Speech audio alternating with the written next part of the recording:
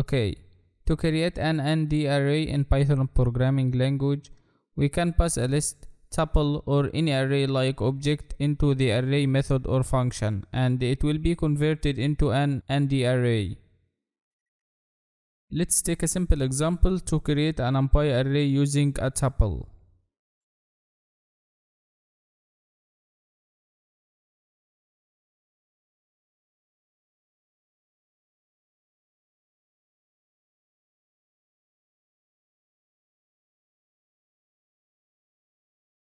We have a simple array here called another array, and it has 4 items of integers.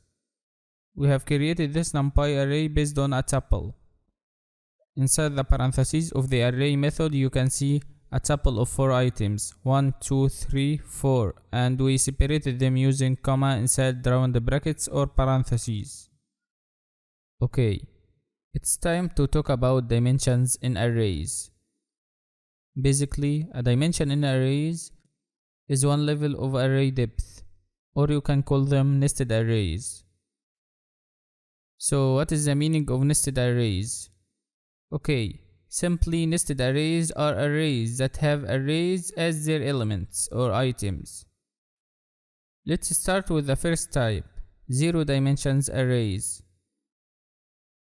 Zero dimension arrays or scalars are the elements in an array, and each value in an array is a zero dimension array. Let me show you that.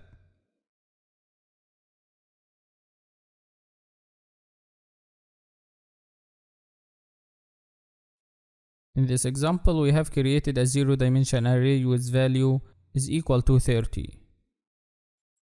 This is a simple example of the zero dimension array.